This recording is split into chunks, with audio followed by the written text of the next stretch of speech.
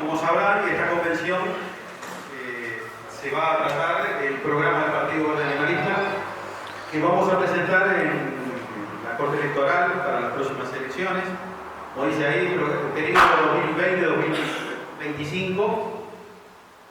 Y se tocan los distintos puntos que están ahí en la izquierda: agua, medio ambiente, bienestar, educación. Es un poco extenso el programa, tiene ¿cuántas? 23 páginas. 23 páginas. O sea, es bastante largo como para ponerse a leer en este momento. Terminaríamos tarde y aburridos.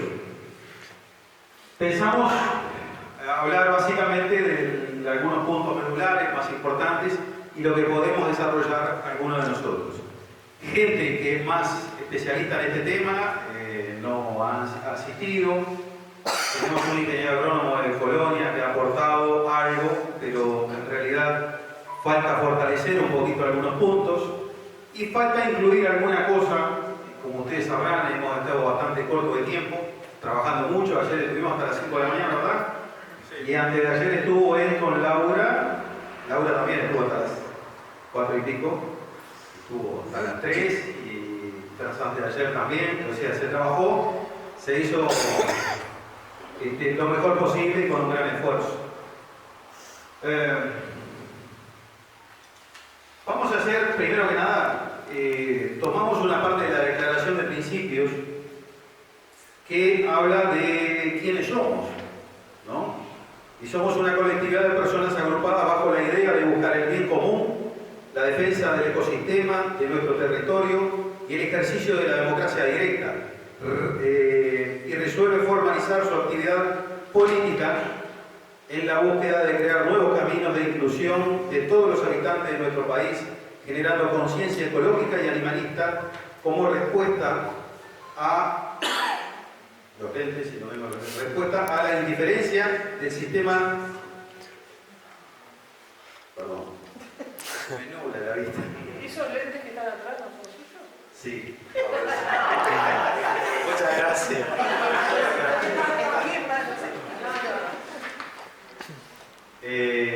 Como indiferencia del sistema ante la constante agresión a nuestra naturaleza y el maltrato animal, como a los injustos privilegios que ostentan los cargos políticos, el libertinaje delincuencial y la constante omisión a nuestra legislación, que permanentemente habla el doctor Salle siempre de cómo se viola la Constitución permanentemente. Y en todo eso es un combo, ¿no? Se viola la Constitución, las leyes, evidentemente tiene el combo de poder contaminar sin tener ninguna penalización. Y bueno, esa es la gran preocupación que tenemos nosotros como colectividad política. Después, ahora Federico va a pasar a desarrollar algunos de estos puntos que ha leído bastante más sobre el programa. Y evidentemente, si ustedes tienen algo para participar o alguna duda, lo podemos hacer. Bueno. Ustedes saben el grave momento de decadencia en el que se encuentra el país en estos momentos. Nuestro partido surge como una respuesta, o mejor dicho, como un instrumento para solucionar muchos de esos problemas, de las causas de esa decadencia que existe hoy día, y para solucionarlos en profundidad, es decir, para solucionarlos desde la base. Ustedes han visto que los otros partidos políticos, o la generalidad de los otros partidos políticos, muchas veces hablan de soluciones paliativas a los problemas. Que si tenemos inseguridad, vamos a poner cámaras, que si hay poca gente que pasa de grado, vamos a bajar el nivel, vamos a implementar el pase social. Nosotros proponemos una nueva forma de hacer política, una forma en la cual se ataquen los problemas de fondo. Vamos a ver. Primero vamos a abordar las dos temáticas más importantes. precisamente el medio ambiente y el animalismo. Tenemos a Ana Cordán, una animalista muy conocida en el ambiente, y me gustaría que tuvieras unas palabras respecto a eso, con respecto a cómo el partido aborda precisamente la temática animalista. Sobre nuestra propuesta. El Partido Verde Animalista de la 409 hace mucho tiempo que viene elaborando un proyecto de ley de protección animal. Cada vez que hemos tenido una reunión hemos hablado algo de ello, ¿no? Y últimamente he visto y he escuchado por las redes, por Twitter, por ejemplo, ¿qué opina el Partido Animalista de este tema puntual? Como por ejemplo alguien en las redes dijo qué opina el Partido Verde Animalista sobre los sacrificios de animales en Umbanda.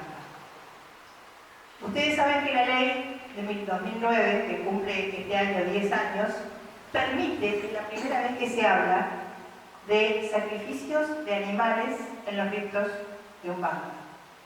Nuestro proyecto de ley prohíbe terminantemente ese tipo de sacrificios con animales. Me extraña que la gente que hizo esa pregunta no lo supiera. Pero bueno, eso es una de las tantos temas que trata la ley. En primer lugar, los animales tienen que dejar de ser cosas, son seres sintientes, tenemos que entender ese tema, esa temática, cambiar el Código Civil, cambiar el Código Penal. En fin, es un proyecto muy ambicioso, y no por ambicioso no lo vamos a dejar de presentar. El proyecto queremos a toda costa que se presente en el Parlamento, contamos con el Corsalle para eso. Entre otras cosas, las castraciones masivas y en lo posible obligatorias, la eliminación de la tracción a sangre, educación en bienestar y en protección animal, así como el medio ambiente. No más tracción a sangre, ya lo tenemos que descartar totalmente en los siglos XXI que sigue existiendo eso. Hospitales veterinarios donde existan facultades veterinarias en todo el país, en todas las regiones que existan facultades, debería existir hospitales veterinarios gratuitos. Como siempre, el Uruguay está centralizado, Montevideo es el único lugar donde tiene todos los elementos para atender animales. La gente que vive en el interior, yo vivo en el interior, cada vez que tenemos un inconveniente tenemos que trasladarnos a Montevideo porque no existe nada en el interior de los animales. Cada CURE, por ejemplo, en la zona este del país, que tuviese la facultad veterinaria o que tuviera esa opción, debería tener un hospital veterinario. No dejamos de lado también que existen los animales de producción, no somos ciegos ni somos sordos a esa problemática. Nuestro país es agroganadero. Esta ley puede ser tildada de mascotista, de bienestarista, en fin, de muchas maneras. Pero, como decía el doctor, tenemos que tener un cambio de mentalidad y la tendencia a la protección y al respeto hacia los animales. Eso es lo que pretende esta ley, entre otras muchas cosas. Por ejemplo, no más zoológicos como están actualmente conceptuados, ¿no, verdad? Que no dejen de ser muestrarios de animales en currículos de 1x1, de 2x2, animales que están acostumbrados a vivir en lugares de selva. En fin, un cambio radical tiene que haber y nosotros proponemos ese cambio radical. Queremos ese cambio. Contamos con el voto de ustedes para ese cambio, más que nada. En fin, cualquier duda que tengan, los escucho. ¿Alguien quiere saber algo más sobre la ley? Está desarrollado el proyecto en el Facebook del Partido Verde Animalista, está prácticamente estudiado. Sí, dime. Sí, por ejemplo, ahora también hablamos de los animales, los caballos, los perros, pero viste también que está el tema de las abejas, los insectos, las aves, digo, también involucra toda esa... Porque es importante, se quedó notorio lo de las abejas hasta hace poco. Todos los animales son importantes. Claro. La cadena y el equilibrio tiene y debe ser mantenido. Lo que pasa es que nosotros en nuestra locura por consumir, por destruir, hemos eliminado, por ejemplo, millones de abejas y sin ellas no entendemos todavía lo trastocado que se va a ver nuestro medio ambiente. Claro, por ejemplo en Europa, digo que eso está como, no digo de moda, demás, pero como que se está cuidando mucho el tema del medio ambiente y tiene su real poder porque te das cuenta que después no puedes producir o producir diferente y va enganchado con lo económico también. No tiene retorno, o sea, lo que tú destruyes no tiene retorno. Como que estamos 40, 50 años atrás. Lamentablemente estamos 40, 50 años atrás, como siempre. Y sobre todo para destruir estamos súper avanzados. Nos damos el lujo de destruir la mitad del Amazonas, en fin. En eso estamos avanzados. No en construir, no en cuidar, no en proteger. Proteger nuestra fauna autóctona, nuestra flora. Todo eso es parte del proyecto de la ley de protección animal. ¿Algo más? Todas las dudas, si no es ahora, está en Facebook, lo que necesiten, estoy a disposición de lo que sea para evacuar las dudas que se También tenemos otro abordaje importante, que es el medio ambiente. Y fundamentalmente dentro de la temática medioambiental, el agua. En primer lugar, vamos a hacer comentarios acerca de los puntos más importantes, que creemos que son vitales a la hora de transformar la economía productiva. El primero de ellos es la prohibición gradual de la producción de transgénicos. Ustedes saben que los transgénicos en nuestro país están en alza, cada vez se produce más, y la producción de transgénicos implica muchísimos problemas, tanto para su producción como para su consumo. Nuestro partido aboga por la prohibición total del uso de la producción de transgénicos, por supuesto entendiendo que tiene que hacerse de forma gradual. También la prohibición gradual del uso de glifosato en todo nuestro país.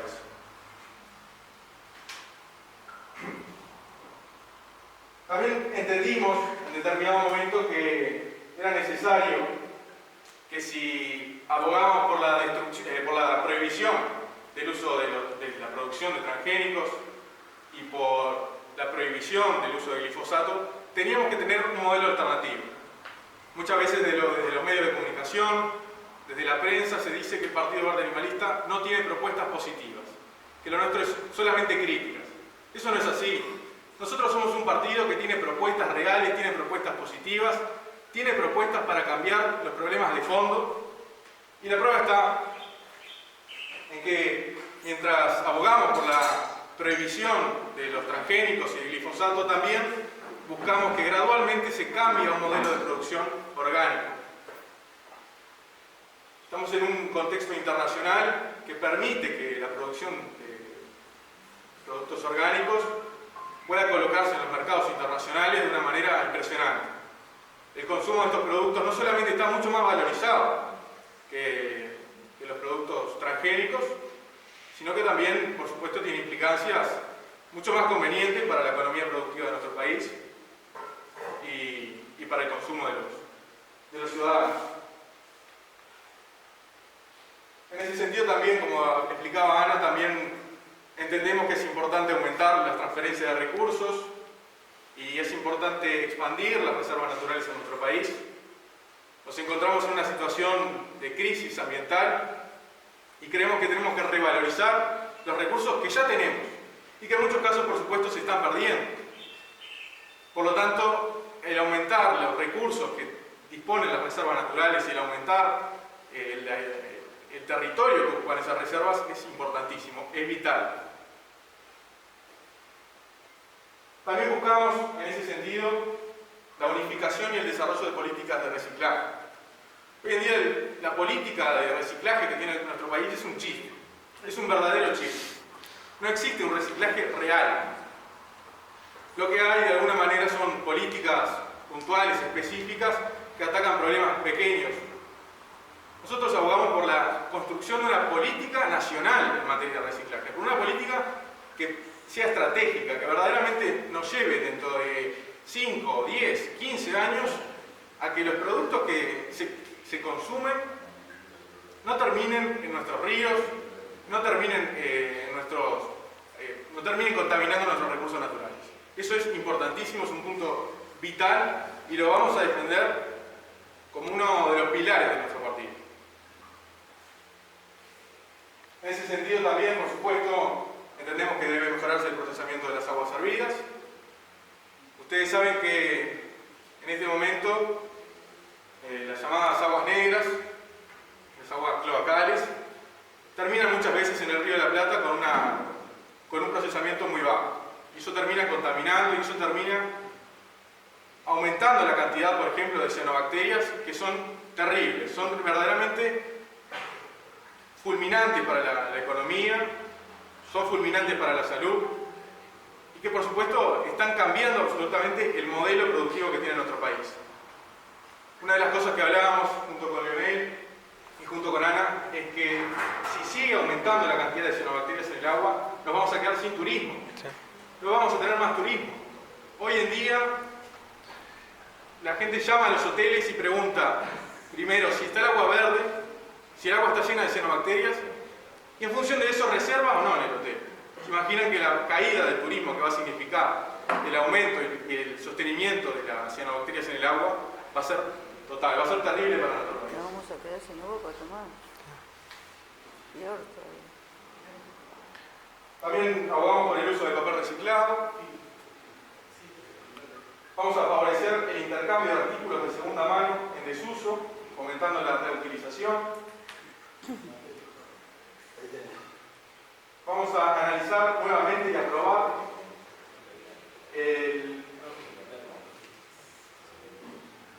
un poco más abajo. Vamos a favorecer el intercambio de artículos. Bueno, bien. Vamos a analizar nuevamente y aprobar el plan de manejo y uso de agroquímicos, un plan que se llevó al Parlamento y un plan que, como tantas otras cosas, se desestimó, que los propios legisladores abogaron por dejar de lado, como si no fuera importante, como si fuera más importante tratar en el Parlamento cuestiones mucho más superfluas que esto, que es vital, es importantísimo y que por supuesto nosotros vamos a seguir defendiendo una vez en el Parlamento. Prohibición de corte parcial o total de todo monte autóctono, indígena o de quebrada. Prohibición de construcción en zonas de dunas, monte nativo, quebradas y zonas de erosión costera. Bueno, la temática del bienestar animal la habíamos visto. Se presentará un proyecto de ley sobre protección animal en el entendimiento de que la sociedad debe redefinir su relación con los animales, que deben ser percibidos como seres sintientes, que sufren y padecen la crueldad humana. Y estaremos todos de acuerdo en que llegó el día en que los partidos políticos deben entender que la temática del bienestar animal se debe tomar como una política de Estado. Y habrá quien diga, bueno, a mí no me importan los animales, y precisamente ahí reside el problema, en el hecho de que hoy los animales son tomados como objetos, y en una problemática en la cual los animales terminan siendo, en su consideración de objetos, terminan siendo la cadena más baja, la parte más baja de la cadena de la violencia. Una violencia familiar, una violencia entre vecinos, entre adversarios deportivos, fútbol. Y el maltrato animal es un indicador de esa violencia que impera en nuestra sociedad. Vamos a arribar esa problemática, no solo en el sentido penal, no solamente tratando de buscar corregir o castigar a quienes ejercen la barbarie sobre los animales, sino también buscando concientizar a las personas de que los animales son seres sintientes y por tanto no se puede ejercer violencia sobre ellos. Queremos atacar la violencia de forma integral. Bueno, se van a hacer sanciones por maltrato, se van a realizar campañas de castración masivas, gratuitas y obligatorias. Ustedes saben que en nuestro país hoy hay una sobrepoblación canina que es terrible. Es terrible y que si no se aborda con una política de castración en forma de shock, nunca se va a solucionar. Porque si solamente se castra en un año, por ejemplo, el 5% de los perros que están en la calle, esos perros, el resto de los perros van a seguir reproduciéndose y por tanto esa política va a ser un fracaso, como ha venido siendo hasta ahora. No conozco las cifras exactas de cuántas castraciones se hacen, pero son totalmente un chiste también. Lo que pasa es que depende de qué tipo de castración estemos hablando.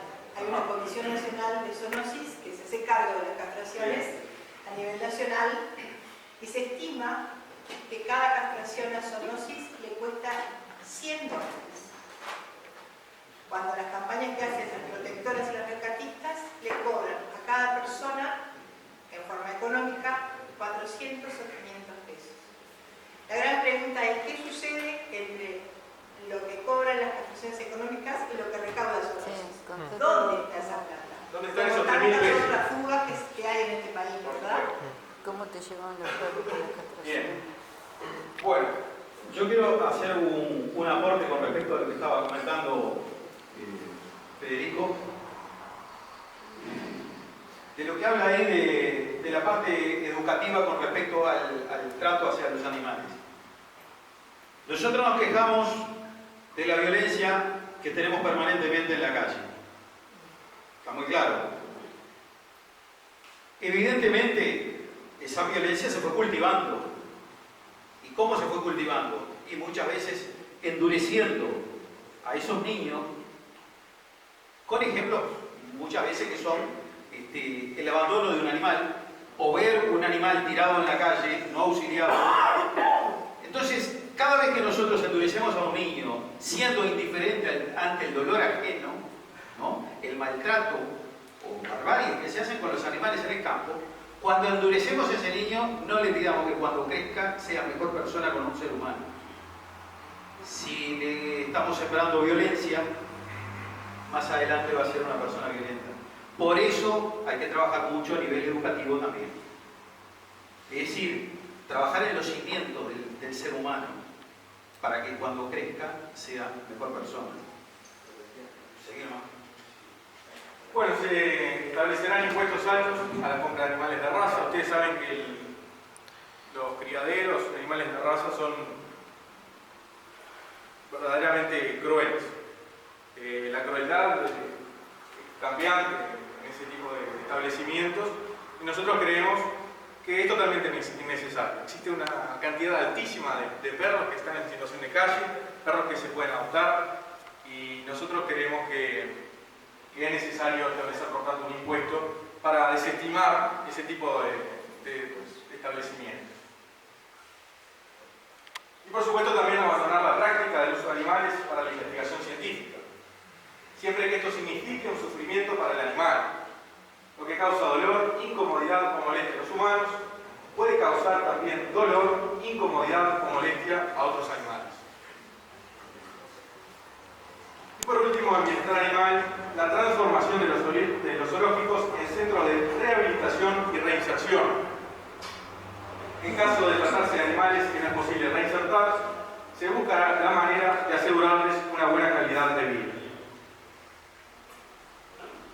Y aquí viene la educación. Habiendo abordado el medio ambiente y bienestar animal, comienzan otras propuestas que, como dije anteriormente, muchas veces desde la prensa, de los medios de comunicación, se nos ataca que no tenemos, que nuestro partido no tiene propuestas positivas. Bueno, sí las tenemos y las vamos a compartir. Creemos que la educación es una herramienta de transformación de la sociedad. No creemos en la educación simplemente como una forma de volver a la persona, al ser humano, un elemento productivo y nada más. Creemos sí que tiene que ser productivo desde un punto de vista no solamente material, sino por ejemplo también intelectual, artístico. Y acá viene la introducción. Bueno, ahí hacemos una introducción a la problemática de la educación. Nosotros vemos permanentemente que los distintos políticos de los distintos partidos hablan de hacer 200 liceos, 350, 686 como que fuera una solución de la educación media y eso es desconocer totalmente lo que pasa en la educación. Totalmente. Como dicen por ahí, después todo esto lo vamos a compartir con ustedes en WhatsApp, en algún medio. Necesito sitio web también. en un sitio web. Vamos a compartir. Se va a enriquecer con alguna cosita más. No precisamente el tema de la educación, que creo que lo tenemos bastante completo, pero el análisis que hacemos no es que la problemática exista en secundaria. La problemática arranca en primaria.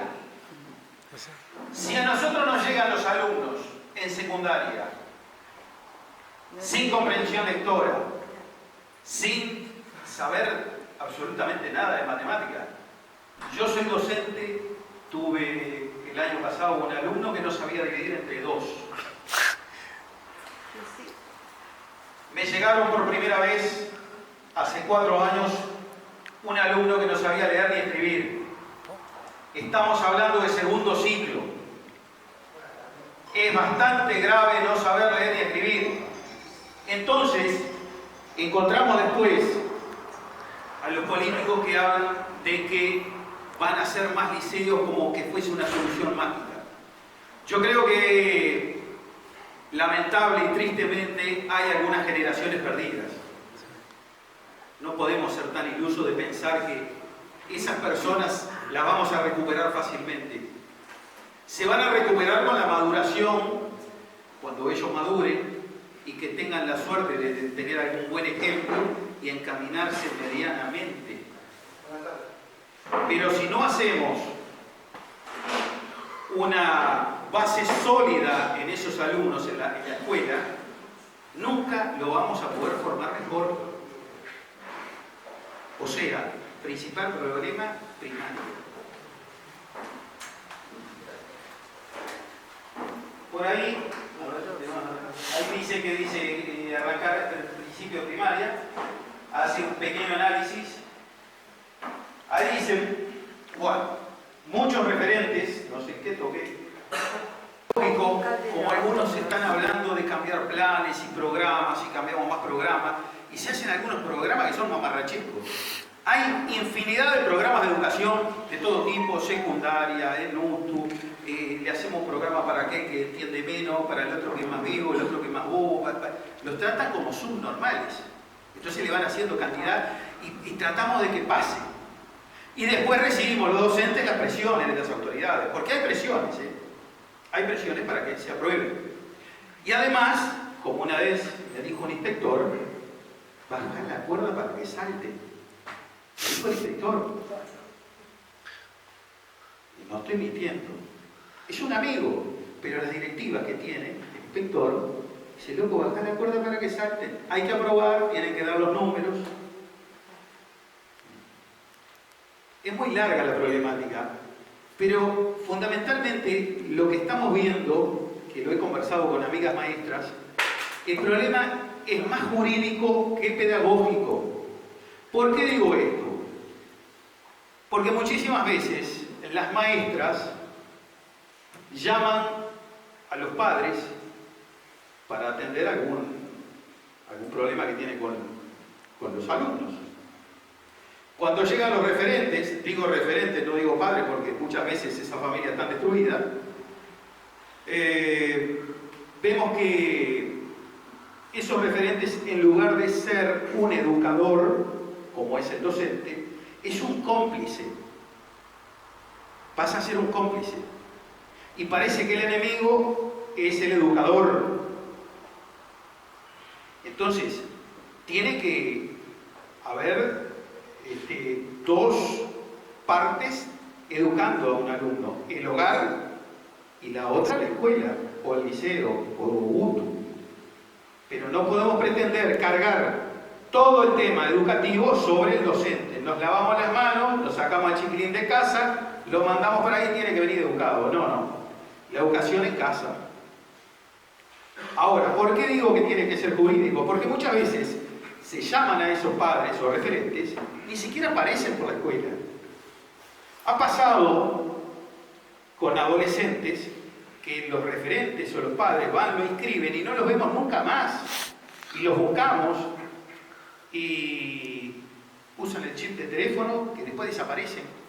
Las educadoras andan corriendo por todos lados a ver dónde vive el chiquilín, en qué lugar, y cómo se mudan 2 por 3. Y el teléfono, por supuesto, no dura 2 meses, un teléfono, el número. Entonces, el problema es mucho más grave de lo que dicen, hacemos 200 liceos. Ahora, la única manera es presionar a esos referentes mayores.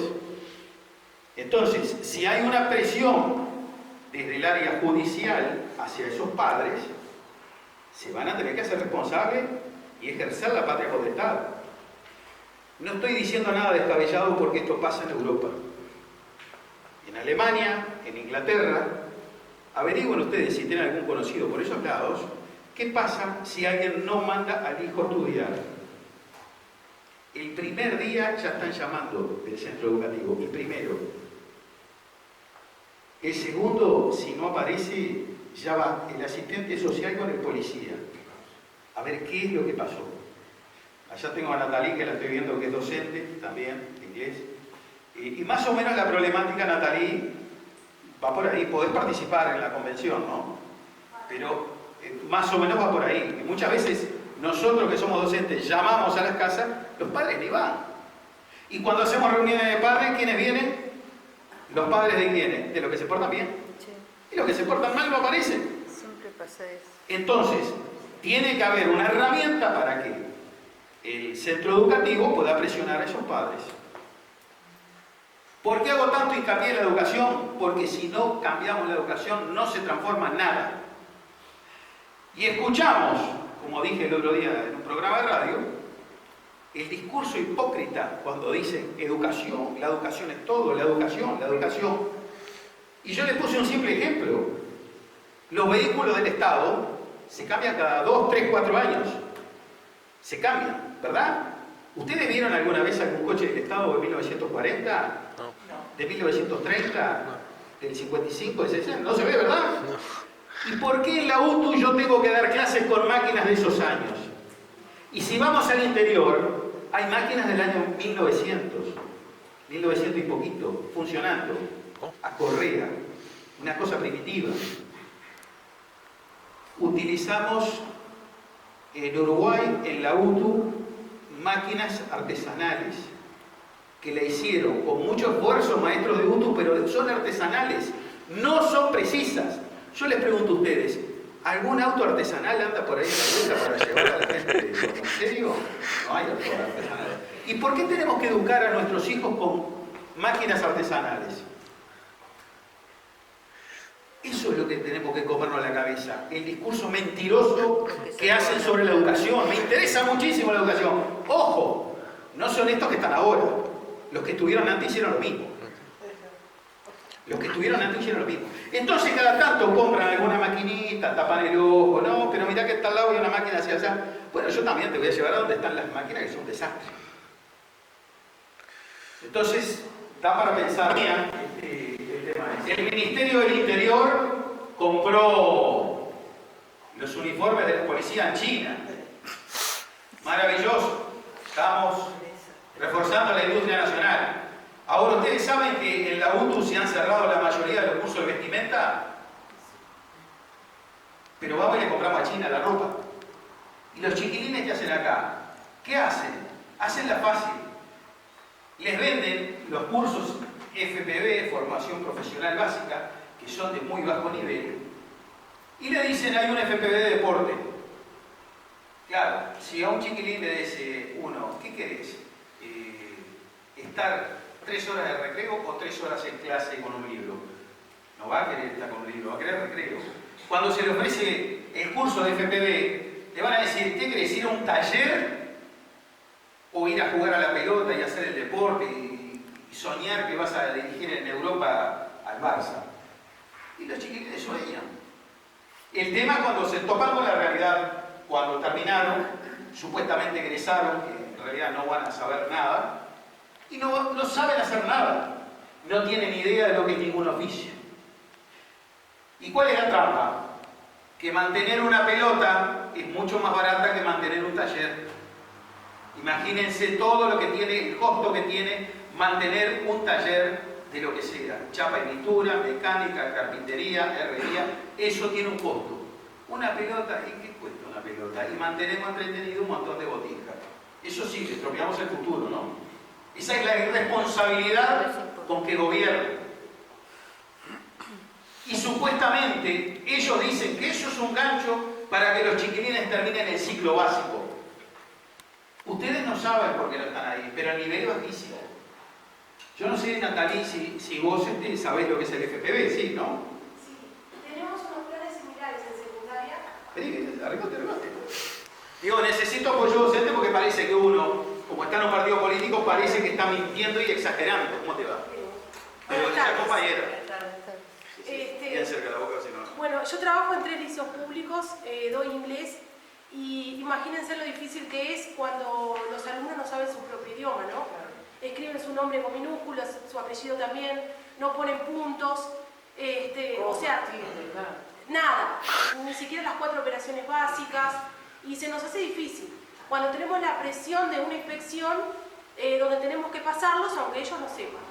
Y me han llamado un 27 de diciembre a decirme, profesora, la culpa es suya porque mandó tanta gente a examen. Entonces, ¿qué tengo que hacer yo? El mismo juego del sistema, ¿verdad? Porque si no me tendría que ir. Entonces, eso es una realidad que muchos de ustedes no saben, y también la presión que tenemos. Yo la semana pasada fui amenazada por una madre porque su hija dijo que yo la miraba con odio. Y bueno, y ella me reclamó a mí que la educación está mal por culpa nuestra, ¿no? He terminado en una comisaría también porque me han golpeado, y bueno, está. El otro día en el programa con Gustavo me preguntaba a Gustavo cómo nos trataban a los docentes. Acá tenés a la compañera que la han golpeado también. 2 por 3 pasa. Es decir, el respeto que se tenía cuando nosotros, que tenemos unos años más, existía. Hoy somos nada. Y somos mucho menos cuando aparece un director que no nos hace respetar. Sí. ¿Qué me ha pasado? Lo que pasa es que los planes y programas vienen del Banco Mundial. Dependen, entonces nosotros tenemos que dar lo que ellos dicen. Mano de obra barata está. Claro, no te vayas de ahí porque estás Gente que contra el piensa status quo, ¿no? O sea, es sencillísimo. Da lo que te dan todo armado, que lo tenemos que pagar, porque esos son después los planes, ¿no? Los préstamos. Los préstamos. Yo creo que también a ver, como que se canaliza mucho, por ejemplo, con las computadoras que le dan las escuelas, en los liceos. Lo que hay dentro de esa computadora ya está segmentado, ya está, estoy alimentando con lo que yo quiero. ¿Quién va a controlar la información que reciben los hijos, o qué sé yo, de lo que está ahí adentro, ¿no? Y eso es como que ir cultivando desde la semillita de cómo quiero que vos pienses, cómo quiero que vos actúes, lo que yo quiero que vos hagas. Que no seas crítico, que seas corto en información. Entonces, el problema es clarísimo, es clarísimo. Y la lucha que tenemos, ¿no? Porque tenemos wifi, le dan una maquinita y ellos entran a redes sociales. Entonces vos estás los 40 minutos de clase pidiéndole que apague la máquina y no lo hacen. Y eso tiene una estrategia detrás, ¿no? O sea, desviarlos para otro lado. Sí, tenerlo alienado. Ponte vino hace ya 10, 15 Y no le digas que lo apague. ya lo metió. Bueno, tenemos un elemento idiotizador impresionante que es el teléfono celular. Es idiotizador al extremo. Y entonces tenemos una lucha permanente que la debe tener ella. Nene, cerrar el celular. Nene, apagar. Cuando en Europa se está estudiando, se ha estudiado ya en algunos lados, archivadores, nene, entraste, deja el celular ahí y pasa a clase. Y que podría ser una falta grave utilizar un teléfono en clase. Sin embargo, a veces uno está hablando y como el chiquitín está ahí, o está con la música acá, está con la música. Sí, cambian los hábitos No hay criterios, porque por ejemplo, yo no lo dejo usar gorra ni capucha. Entonces tengo un conflicto con otro docente porque el otro lo deja usar. Y claro, yo no, ¿por qué no lo dejo usar? Y porque está con los cositos acá. Y uno lo está mirando el alumno así, el tipo está escuchando música, no me está atendiendo. Y no se lo vayas a sacar porque... Y bueno, si uno toca una pertenencia personal, le digo que se pueda meter, pero es cierto. Bueno, vamos a avanzar un poco más. Muchas gracias, Natalie. Acá habla también de fomentar actividades culturales institucionales. A grandes rasgos, eliminación de políticas educativas que violen la laicidad. Todos sabemos que muchas veces en los centros educativos se está violando la laicidad permanentemente. Capaz que ustedes, como no trabajan en un centro también dirigido, ¿no?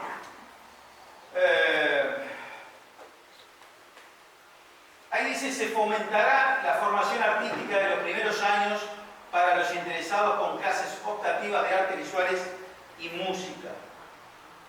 Planteaba, hablando cuando hacíamos el programa con Federico, muchas veces pasan que los alumnos tienen alguna interés, alguna inquietud por otra asignatura, por arte, por música, por lo que sea. Y a contraturno se le habría que dar la oportunidad de que vayan a desarrollar esa inquietud. Sin embargo, el chiquilín va a clase, después de hora puede andar en la calle, droga, lo que sea, no pasa nada. Y que se le podría dar la oportunidad de aprender un poco de música, un poco de algún otro tipo de arte. Esas son algunas de las ideas, después lo van a ver ahí. A grandes rasgos hablamos un poco de esto. Hay muy mal respaldo de la casa, se hace muy difícil educar, hay que educar primero a los padres, después a los hijos. Fomentar el aprendizaje de otros idiomas, la lectura, considerar asistencia. Bueno, y después, por supuesto, la problemática de educación en el medio rural. Ustedes saben que hoy en día hay muchos proyectos que son muy interesantes, verdaderamente muy interesantes, y hay gente que se ha acercado al partido comentándolos. Eso es otra cosa importante de puntualizar. Hay mucha gente que tiene verdadero conocimiento acerca de la situación, de la realidad nacional en áreas específicas, y que han venido a nuestro partido porque entendieron que su visión, que es la de transformar, la de cambiar los problemas de fondo, no estaba contemplada en los otros partidos políticos. Que los otros partidos políticos escapan de la solución de los problemas reales, y por eso han venido a nosotros, han venido a nuestro partido y han colaborado con muchos de estos puntos. En el medio rural se deberán comentar planes de adecuación educativa. Ahí arriba habla de la elevación progresiva a nivel académico requerido para el pasaje de grado. Lo que yo les decía, los cursos que estoy dando, en lugar de elevar, presionar un poquito más para que el alumno sea cada vez mejor, al contrario, como dijo el inspector, bajar la cuerda para que salte. Entonces, es lo que está pasando. Si cada vez hacemos lo mismo, la salud va a quedar en manos de gente, de médicos cada vez inferiores. No nos quejemos cuando el médico nos saque el riñón pensando que, no sé, que era un tumor. Bueno, y después hay algunos otros detalles como la calificación de los docentes. Ustedes no saben, los docentes se califican, el grado del docente, cuando hablan muchas veces, ahora te dejo que seguís, Federico, cuando muchas veces se habla el docente que tiene el grado en secundaria, pienso que es igual, el grado lo tiene por antigüedad. De repente el tipo hace 30 años que está robando la plata, que va a hacer que da clase, o que es un mediocre simplemente, y no da la clase, y el tipo es un grado 6, grado 7, y tiene el beneficio de elegir primero las obras. Entonces ese tipo elige lo que a él más le sirve. Y tiene un grado simplemente por haber empezado a dar clases hace muchos años atrás. Ese es el mérito, haber empezado antes, el mérito. Cuando los grados se deberían de dar de acuerdo a unos ítems que pusimos, asiduidad, resultados que tenga con los alumnos, evaluación de los propios alumnos. Yo no tengo miedo a que mis alumnos me evalúen y me digan, vos sos malo, vos sos bueno. Hay maneras de evaluar con preguntas embudo, que se llaman, que ellos pueden responder si el docente ha cumplido o no. El cumplimiento, los inspectores muchas veces, a veces lo hacen porque no les da el tiempo, hacen la parte administrativa, vienen y firman una libreta y ya está. Pero nunca le preguntan al alumno, a ver el programa que diste, te vamos a preguntar, te vamos a preguntar. No lo hacen. Cuando yo era chico, llegaba el inspector de la escuela y nos evaluaba. Hoy día los inspectores, no sé cuántos evaluarán a los alumnos, para evaluar si el trabajo del docente fue bueno. Pero como hoy no importa el nivel, entonces creo que habría que cambiar también la evaluación que tiene el docente, el grado que tiene el docente, que sea por capacidad del docente y no que sea por antigüedad. Son algunas de las cosas. Hicimos un poco hincapié porque creo que la educación es medular. Si no cambiamos la cultura a través de la educación, no vamos a cambiar absolutamente nada. Es fundamental el tema educativo. Y por ende, el alimenticio, el respeto hacia los animales, el respeto a la naturaleza. Porque ¿qué le vamos a explicar a un tipo que no sabe leer ni escribir de por qué no quemar plástico?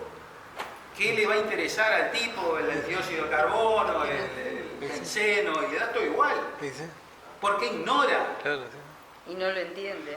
Claro, y el ignorante es peligroso. Es necesario, como en varios aspectos de la realidad nacional, es necesario arribarlo desde una política integral, que incluye la educación, que incluye a la economía productiva, que incluye la salud, entre otros. Y por tanto, creemos que se tienen que desarrollar planes de adecuación educativa al sector agrotécnico, con predios experimentales, por ejemplo en agricultura orgánica. Y es un punto importante que vamos a desarrollar después, porque creemos que la agricultura orgánica tiene que pasar a ser el factor más importante de la economía productiva. Y desarrollando predios experimentales en los cuales los jóvenes puedan desarrollarse, puedan capacitarse en el área, vamos a estar sentando las bases para un desarrollo posterior que por supuesto queremos que llegue.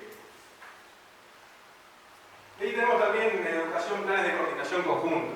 La educación no simplemente se reduce a la relación del profesor o del maestro con el alumno, sino que tiene que haber una coordinación entre muchísimas instituciones, tiene que haber una coordinación para fomentar el empleo juvenil, siempre y cuando, por supuesto, no signifique el abandono, la deserción de la institución. Proponemos crear una campaña de verano en la cual los jóvenes, a partir de los 16 años, puedan inscribirse para trabajos optativos en los que trabajarán en sus vacaciones de verano. Esto lo pueden consultar después en el programa, pero en resumidas cuentas es precisamente eso: fomentar el empleo juvenil, fomentar la cultura de trabajo en un país que la ha perdido de una forma brutal. Y por supuesto después otras coordinaciones en los establecimientos educativos.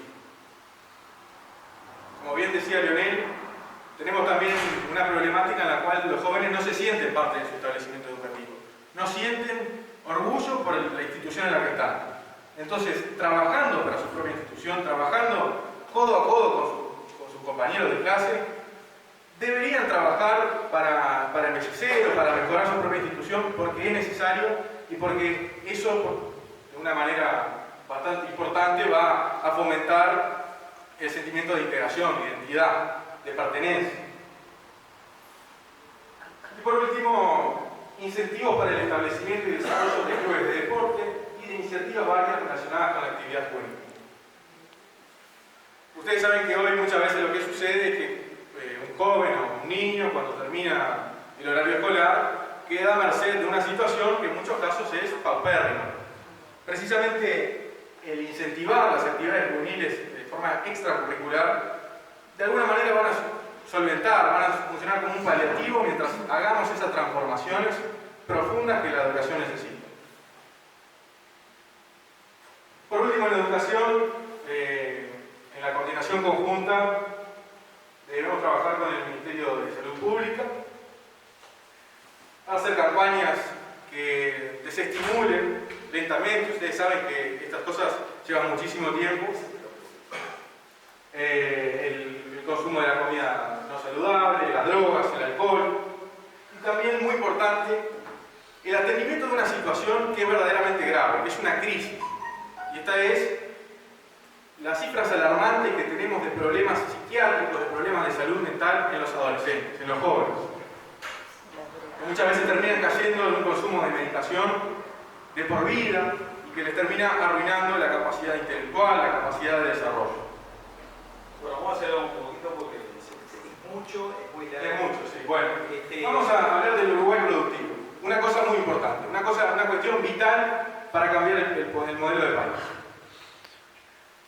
Actualmente existe un modelo forestal, un modelo, si le pudiéramos llamar productivo, si se quiere, que nos está llevando al empobrecimiento, que está llevando al desmantelamiento de la capacidad productiva del país. Fábricas que cierran, comercios que cierran, trabajadores independientes que se tienen que ir, que se van del país, una cultura generalizada en la juventud que busca como su norte la inmigración, el irse a países en donde verdaderamente se puedan desarrollar. Como dicen algunos, muchos jóvenes ven hoy día que la situación, la mejor salida para su futuro es el aeropuerto de Carrasco. Queremos solucionar eso. Y para eso, por supuesto, entendemos que tiene que reformarse la capacidad productiva del país, el modelo de producción, involucrando, por supuesto, también el medio ambiente, el entendimiento de lo que se llama la variable socioambiental. Las industrias verdes. Por supuesto que se busca el fomento de las industrias que respeten, que consideren esa variable, que consideren la variable socioambiental como parte fundamental de su cultura de trabajo. Y para eso, para fomentar esa agricultura, esa economía, por supuesto que tienen que darse ciertas concesiones, tienen que darse determinadas políticas de Estado. En primer lugar, dando incentivos a la producción nacional. Esto parece una cosa obvia, sin embargo, actualmente el Estado trabaja activamente para fundir al productor, para fundir al comerciante, para fundir a todas las personas que quieran desarrollarse. Bueno, no solamente proponemos revertir esa política, sino que también proponemos una política positiva al respecto que cambie esa máquina. Sí. Buscaremos devolver a los productores la competitividad. Ustedes saben que los productores hoy están prácticamente en niveles en los cuales están debatiéndose entre si vender todo e irse o directamente seguir hasta el final y bueno, y ver qué pasa. Entonces nosotros tenemos que devolver la competitividad a través de las tarifas públicas, a través de políticas de incentivos. En economía tenemos varias propuestas, pero fundamentalmente, más allá del texto que ustedes pueden consultar, creemos que existen ciertos pilares básicos fundamentales. El primero, que tenemos una economía productiva que está siendo fuertemente golpeada por la usura. Es decir, por una economía que gira en torno a servir a un modelo financiero que nos hunde, que busca parasitar la economía productiva. Y no solamente la de los productores, sino también de las familias. Por tanto, consideramos la usura como uno de los vicios más graves de la economía productiva y por supuesto que esta debe combatir. Vamos a hacer una revisión de impuestos que obstaculicen el desarrollo de los factores productivos. Se emitirá, por supuesto, una prohibición expresa de la bancarización obligatoria, que es una de las luchas principales que tiene nuestro partido. Vamos a hacer una instauración de políticas que fomenten el ahorro. Ustedes saben que hoy la actual política monetaria de nuestro gobierno está diseñada para que los uruguayos no puedan ahorrar, para que los uruguayos tengan que consumir. Cobren el sueldo y lo primero que tengan que hacer es salir a comprar, porque en realidad, en el largo plazo no pueden ahorrar, no pueden conseguir tener un ahorro, sino que tienen que muchas veces terminar cayendo en el crédito y por supuesto alimentando el sistema financiero. Está diseñado precisamente para parasitar el trabajo de los uruguayos. Bueno, vamos a incentivar el ahorro y vamos a revertir esa política. Para eso también es importante el tema de la educación, la verdad. Por supuesto, y la educación también incluye la educación financiera, por supuesto. Bien, pensamos bajar la tarifa eléctrica en un 25% para la industria nacional. Subí un poquito. Eso es basado en lo que dice el sindicato de UTE, ¿no? Son cifras de la red. Ellos aseguran que un 30%, ¿no? ¿Cómo? El sindicato de UTE asegura que es posible rebajar hasta un 30%. La tarifa pública hoy día se puede bajar. La tarifa de electricidad está aumentada ficticiamente por un aporte que se hace a rentas generales y que está diseñado para seguir alimentando un modelo de endeudamiento, un modelo que por supuesto que nos va a llevar al fracaso. Y en el entendimiento del primer punto que es de lo que hablaba, que es la usura, Ustedes saben que no solamente en nuestro país, a nivel internacional, caen en el pago de deuda, en el pago de intereses, que terminan estimando nuestra capacidad productiva a nivel nacional, sino que también a nivel local, nuestras familias, los individuos, caen en financieras que terminan estimando completamente su capacidad de ahorro y que terminan ofreciendo préstamos blandos que por supuesto hacen que más de uno se endeude y caiga en la insolvencia. En el marco de eso, proponemos la posibilidad de obtener un autopréstamo con los ahorros personales de la cuenta AFAP o EPS. Esto es una medida que está estudiada, es una medida que es posible, ¿sí? Esta medida la pensamos como un préstamo de hasta 7 salarios mínimos nacionales, en torno a unos 100.000 pesos aproximadamente, que se va a pagar en 36 cuotas sin interés, y está precisamente diseñada para eso, para que las personas que necesiten verdaderamente un préstamo, las personas que necesiten de alguna manera obtener un dinero para hacer una reforma en su casa, para cambiar el auto, o quizás por un problema puntual que tienen, no tenga que caer en el sistema financiero local y muchas veces terminar endeudado y con recargos altísimos que lo arruinan completamente. Vamos a revertirlo a través de esta política que es posible de realizar y que, por supuesto, va a sacar de la garra de estas financieras a muchos ciudadanos que, por supuesto, hoy, con esta crisis económica, están necesariamente cayendo en esas financieras.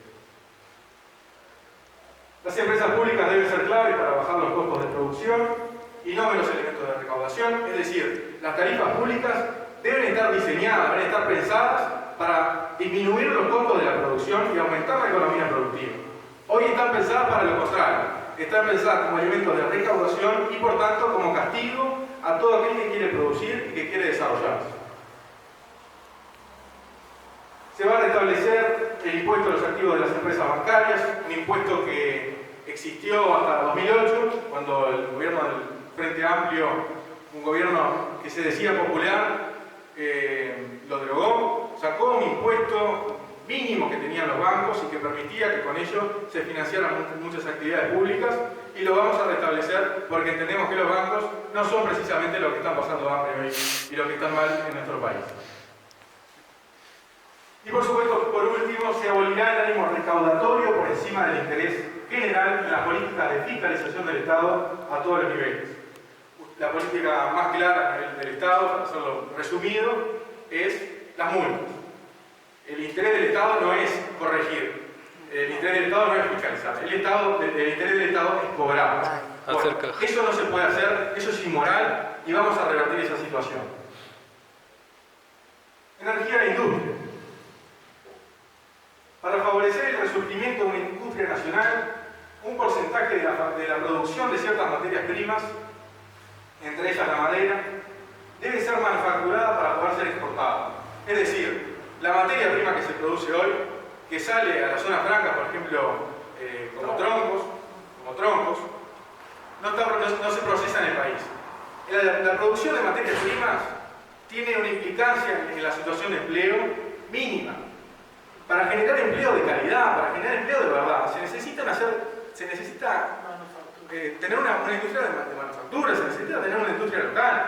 Y no podemos construir una industria local con un sistema impositivo que arruina no solamente a los nuevos emprendedores que quieren empezar a producir, sino a los que ya están y los hace terminar, como dije, en el aeropuerto de Cabo. Hasta tanto no se haya abandonado el modelo forestal, creemos que tienen que, por supuesto, encontrarse vías alternativas para el procesamiento de la madera. Y vías alternativas hay muchas. Construcción de viviendas, tirantería, hay muchísimas cosas que se pueden hacer y que no terminan en la contaminación exacerbada que hoy están teniendo nuestros ríos. Por supuesto que también pensamos en implementar el desarrollo de energías renovables, profundizar ese desarrollo. Con respecto a la agricultura, creemos que debe reducirse la presión fiscal al agro. Como había hablado, tenemos un sector lechero, por ejemplo, que está prácticamente en ruinas, está prácticamente por fundirse. No sé si cada 40 minutos que se funde uno, es un poco más, pero estos productores están siendo gravemente golpeados y desde el Estado no existe una respuesta real a ellos, y nosotros creemos que el Estado tiene que ser un aliado de la producción y no un enemigo como lo es actualmente, no un obstáculo. Por supuesto que pensamos que las deudas que tenga el sector se tienen que refinanciar, que se tiene que lograr la agricultura orgánica, se tiene que trabajar en la agricultura orgánica, tenemos que cambiar a un modelo de producción orgánica que nos permita colocar nuestros productos a un mejor costo, sin significar un perjuicio para la salud. Sí. Si ustedes investigan, en todo el planeta cada vez se cultiva más lo orgánico. Se está dejando de tener este tipo de cultivo, que lo que estábamos haciendo es plantar mucha soja para engordar a los cerdos en China. ¿Tá? Pero en sí, la agricultura, ya Eduardo sabe también, que ha recorrido el mundo, el cultivo va hacia lo orgánico, se empieza a dejar de lado todo esto. Y creo que nosotros Revisión de tecnología para devolvernos al promedio interamericano. Es decir, nosotros estamos muy por debajo de los otros países de Latinoamérica. Un país que se decía querer ser la Suiza de América, hoy está en niveles de inversión muy por debajo de países que históricamente fueron los más pobres del continente. Se van a actualizar y enriquecer las normas del dato en consonancia con las normas de la Unión Europea en materia de regulación de calidad, de productos de exportación, a los efectos de combatir la obsolescencia programada y evitar la importación de artículos por debajo de las exigencias mínimas básicas de calidad, plástico con EPA, etc. Es decir, la porquería china no corre. Se declarará de interés nacional la promoción para el desarrollo de un laboratorio de medicinas de alto costo en el país, que va un poco de la mano con lo que hablábamos. Esa producción de medicamentos de alto costo tiene que hacerse en un marco de coordinación entre varios países. Bueno, queremos que sea nuestro país el que tenga ese laboratorio, que haga esa producción. En vivienda. Me están apurando un poco, entonces vamos a hacerlo un poco rápido. Vivienda. Resumimos. Bien, sí. Hay una idea muy clara. Tenemos muchísima madera y lo que se propone un poco es cambiar la matriz constructiva, evitando la huella ecológica que estamos dejando con la construcción convencional. Es decir, cada vez que utilizamos una construcción convencional, dejamos una huella del planeta sacando arena, hierro, piedra, portland, cal. Estamos como haciendo agujeros en el planeta para sacar todo eso. Y sin embargo, utilizando la madera, y la gran cantidad de madera que tenemos acá, ya que está plantada, no es que nosotros promocionemos que se siga en el monocultivo de eucaliptus, pero bueno, en lugar de que se vaya en pasta de papel, que también se vaya en forma de tiranterías y que se cambie la matriz constructiva para el país y que se pueda empezar a hacer casas de madera de mejor calidad que las que tenemos. Y de barro. Porque tenemos, bueno, sí, ahí hablamos de bioconstrucción también, en alguna parte por ahí abajo se habla de bioconstrucción, pero en la vivienda de madera evitamos el traspaso de humedad, tenemos una vivienda que se puede construir mucho más rápida, y además es ecológica porque después de su largo periodo, porque una casa de madera puede haber cientos de años una casa de madera. Una casa de barro respira, absorbe humedad y la larga cuando el clima está. Es 3 veces más barato. Es mucho más, es lo mejor para un asmático. Y aísla, y es aislante. Es aislante. Sí, sí. Y es aislante. Sí. Es aislante. Pero bueno, otro punto importante en materia de vivienda es que proponemos... Perdón. Bien, defendemos la descentralización de nuestro país. Habíamos hablado la cantidad de personas que migran del interior por la imposibilidad de trabajar en su pueblo, en su lugar de origen, y que se tienen que venir a la capital y muchas veces perder el vínculo con su ciudad natal o su pueblo natal. Defendemos la descentralización de nuestro país y por eso creemos que debe ser política de Estado la repoblación del interior con urbanización planificada, atendiendo de forma específica el surgimiento de oportunidades de empleo en zonas alejadas que viabilicen la construcción de viviendas y la repoblación del interior. Bien. Está señalado ahí lo que mencionaba vos, ¿no? La construcción, barro, con distintos tipos de materiales,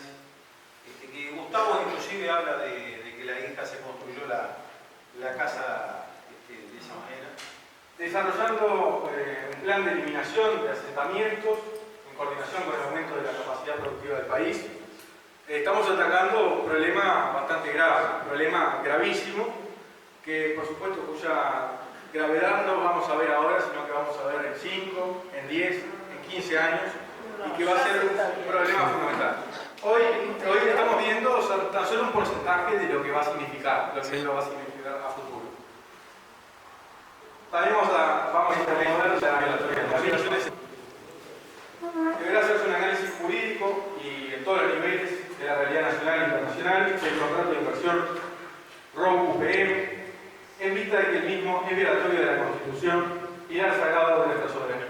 Bueno, como integrantes, como militantes y convencionales del Partido Animalista, estarán más que enterados de la situación de UPM, así que vamos a simplemente pasarlo porque lo conocemos todos.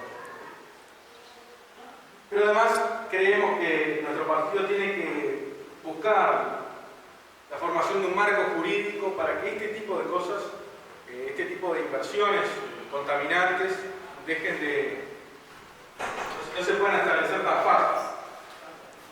El equipamiento, el área de meteorología, la mejora y el perfeccionamiento de la representación de profesionales en la materia y el desarrollo de estrategias regionales para la mitigación del impacto del cambio climático asociado al agua.